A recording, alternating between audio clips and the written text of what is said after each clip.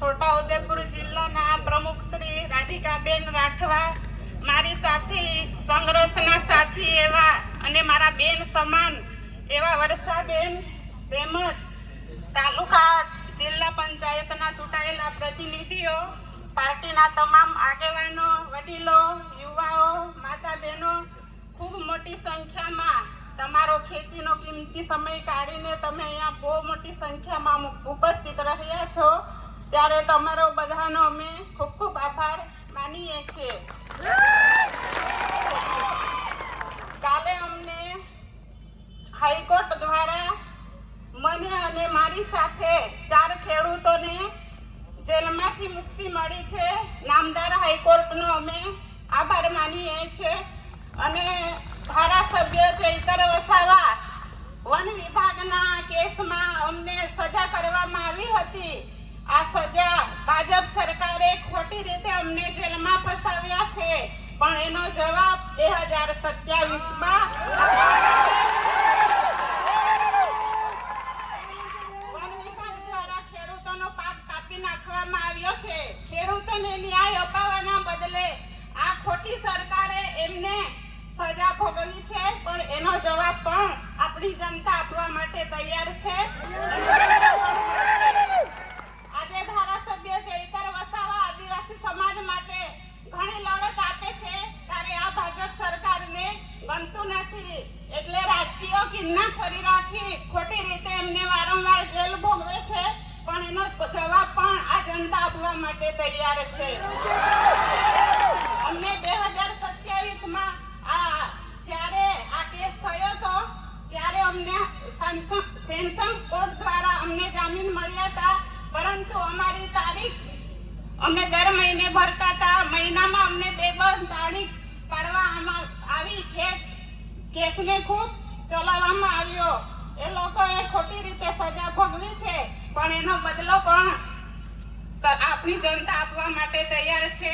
તમારા દુઆ અને તમારી આશીર્વાદથી એટલે તમારો બધાનો ખૂબ ખૂબ આભાર.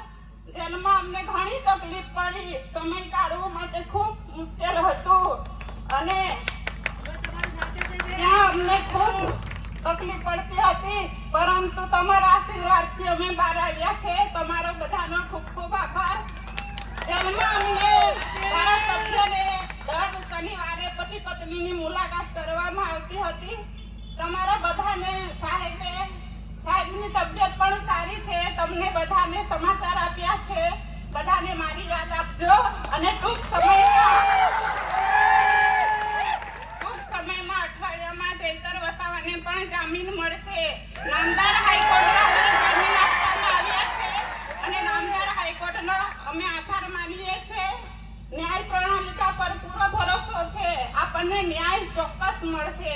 સત્ય પરેશાન થઈ શકે છે, પરંતુ પરાજિત થઈ નહીં. સત્યનો હંમેશા વિજય થયો છે.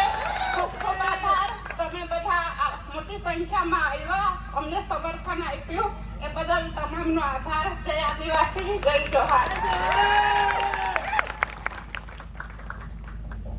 ખૂબ ખૂબ આભાર શકુંતલાબેનનો. હવે હું અહીંથી એક નારો બોલાવીશ અને તમારે 2 વાર ચૈતરભાઈ ચૈતરભાઈ કહેવાનું છે. इस जंगल में एक ही शेर, इस जंगल में एक ही शेर, जेल के ताले टूटेंगे, जेल के ताले टूटेंगे.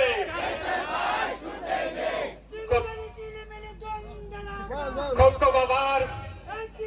હવે આગળના કાર્યક્રમમાં હું વક્તાને વિનંતી કરું એની પહેલા હું તમને કહીશ कि कहानी लिखना तो आम लोगों का काम है, कहानी लिखना आम लोगों का काम है.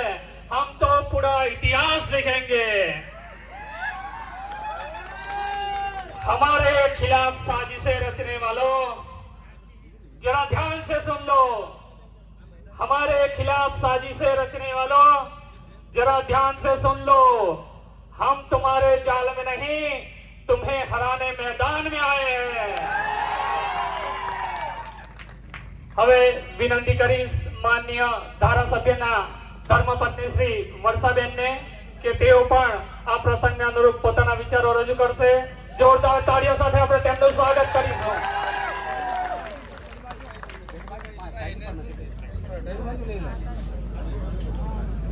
જય આદિવાસી, જય જોહાર. આજની આ સભામાં ઉપસ્થિત આપણા મહેમાનો, તાલુકા પંચાયતના સભ્ય, જિલ્લા પંચાયતના સભ્ય, ઘણે દૂર દૂરથી પધારેલા યુવાનો, માતા બહેનો, આગેવાનો, ઘણી મોટી સંખ્યામાં તમે અહીંયા પધાર્યા છો. તમારો બધાનો અમે આભાર વ્યક્ત કરીએ છીએ. હવે આજની આ સમર્થન સભામાં જે આપણે ગામડે ગામડે જઈને આપણા જે ધારાસભ્ય હાલ જેલમાં છે એમની સિગ્નેચર ચેમ્પિયન રાખ્યું હતું, એમાં ઘણા બધા ગામોમાં ઘણી બધી જગ્યાએ જઈને આપણા લોકોએ સિગ્નેચર કરી છે. સિગ્નેચર 1.5 લાખથી ઉપર થઈ છે. આપણે આજે કલેક્ટર શ્રીને આવેદન પત્ર આપવાનું છે અને આપણે એમની પાસેથી જવાબ પણ લેવાનો છે કે તમે અમને કેટલા દિવસમાં જવાબ આપશો, કે તમે રાજ્યપાલને, રાષ્ટ્રપતિને ક્યારે તમે પહોંચાડો છો અમારું આવેદન પત્ર. એનો જવાબ પણ આપણે આજે જ લેવાનો છે. આપણે બધાએ ત્યાં કલેક્ટર ઓફિસે જવાનું છે આવેદન પત્ર આપવા માટે. હવે ખાસ તો હું જ્યારે મારે એકલા હાથે લડવાનું થાય છે ત્યારે તમે બધા તમારું કામ છોડીને હર હંમેશા મારી સાથે આવીને ઊભા રહો છો. એટલે હું તમારો બધાનો સાથ સહકાર ભૂલી નથી જતી. હું યાદ રાખું છું, કેમ કે આગળ પણ આપણે એક પ્રોગ્રામ કર્યો ડેડિયાપાડા, ત્યાં પણ ઘણી મોટી સંખ્યામાં લોકો બધા પધાર્યા હતા. ઘણા દૂર દૂરથી લોકો આવ્યા, સમર્થન આપ્યું કે તમે એકલા નથી, અમે બધા તમારી સાથે છો એવું તમે મને કહ્યું. એટલે આજે હું તમારી સામે એકલી નથી, તમે બધા મારી સાથે છો. હવે આપણે જોઈએ છે કે ઘરનો મોભ કહેવાય, તેવી જ રીતે આપણા ધારાસભ્ય આપણો એક મોભ છે. એ મોભ આજે જેલમાં છે. મોભ વગર કેટલી તકલીફ પડે છે તે આપણે બધા જાણીએ છીએ. એટલે આપણી લડત અહીંયા પૂરી નથી થતી. જ્યાં સુધી ન્યાય નથી મળતો ત્યાં સુધી આપણે આપણી લડત ચાલુ રાખવાની છે. આપણે હિંમત નથી હારવાની. તમારી બધાની આ તાકાત છે કે તમે ન્યાય અપાવી શકો છો. જનતાની અદાલતમાં કોઈનું નથી ચાલતું, જનતાનું ચાલે છે, તે આપણે બધાએ જોયું છે. એટલે તમારા બધાનો સાથ સહકાર કાયમ મળવો જોઈએ. જે ધારાસભ્ય સડકથી સદન સુધી લોકો માટે લડે છે, લોકો માટે અવાજ ઉઠાવે છે, ઘર પરિવારની ચિંતા કર્યા વગર હર હંમેશા લોકોની વચ્ચે રહે છે, એ આ ભાજપના નેતાઓને ગમતું નથી. એટલે વારે ઘડીએ જેલમાં મોકલે છે, પણ આપણે એનો બદલો લેવા માટે તમે બધા તૈયાર છો ને? આપણે બદલો લેવાનો છે. 2027માં અંબાજીથી ઉમરગામ એક પણ સીટ એ લોકોને નથી આપવાની. બધી સીટ આદિવાસીની આવવી જોઈએ. એટલે આપણે બધાએ અત્યારથી તૈયારીમાં લાગી જવાનું છે કે આપણે જેવી રીતે હાલ નર્મદા જિલ્લામાં સુપડા સાફ કર્યા છે, એવી જ રીતે અંબાજીથી ઉમરગામ 2027માં આપણે એમના પણ સુપડા સાફ કરીને એમને ઘરે બેસાડી દેવાના છે. તો તમે બધા સાથ સહકાર આપજો એવી હું આશા રાખું છું. અને હવે ટૂંક સમયમાં તમે બધા દુઆ કરો છો, આપણી સાથે કુદરતની દયા પણ છે, તમે બધા સાથ સહકાર આપો છો. એટલે હું તમારી પાસેથી પણ આશા રાખું છું કે જ્યાં સુધી ન્યાય નથી મળતો ત્યાં સુધી તમે બધા મારા પરિવાર સાથે ઊભા રહેશો એવી હું આશા રાખું છું. અને જ્યાં પણ જરૂર પડે છે, જ્યારે પણ હું આમંત્રણ કરું છું, ત્યારે પણ તમે ઘરની ચિંતા કર્યા વગર પોતાનું ખેતીવાડીનું કામ છોડીને આવો છો. એ મારા માટે મને ખૂબ હિંમત આપે છે. એટલે આવી જ રીતે સાથ સહકાર આપો એવી હું આશા રાખું છું. અને જે આ 7 ટર્મથી સાંસદ છે, 2 દિવસ પહેલાનું નિવેદન છે કે ડિબેટમાં બેસો. તો કેમ હમણાં તમને ડિબેટ યાદ આવે છે? જેલમાં છે ત્યારે યાદ આવે છે. કેમ જ્યારે બહાર હોય ત્યારે કેમ ડિબેટમાં નથી બેસતા? મનસુખ દાદા, તમારે ડિબેટમાં બેસવું હોય તો હું મારી જનતા સાથે તમારી સામે ડિબેટમાં બેસવા માટે તૈયાર છું. તમે આવી જજો. જનતા અમારી તૈયાર છે. તમે બધા સાથ સહકાર આપજો એવી હું તમારી પાસેથી આશા વ્યક્ત કરું છું.